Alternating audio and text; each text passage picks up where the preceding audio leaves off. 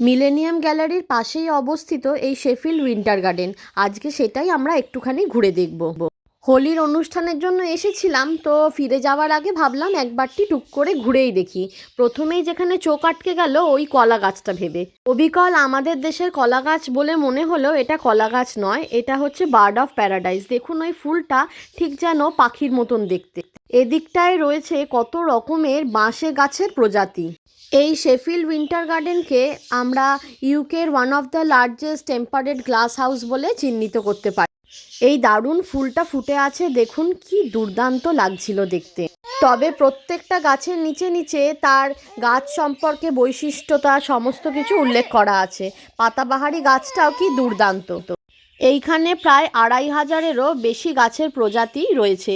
এখানে দাঁড়িয়ে দাঁড়িয়ে সময় কেটে যেতে একদম অসুবিধা বোধ হবে না।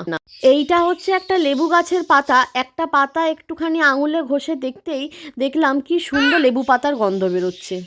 এই গাছগুলো একবার দেখুন, এগুলো সবই লেখা ছিল কোনটা কোন গাছ। এখন আমার সেগুলো আর মনে নেই। যারা উদ্ভিদ নিয়ে চর্চা করছে তাদেরকে এই সমস্ত জায়গায় নিয়ে আসতে পারলে খুব ভালো লাগবে। আমাদের এখন বাড়ি ফিরে যাওয়ার পালা।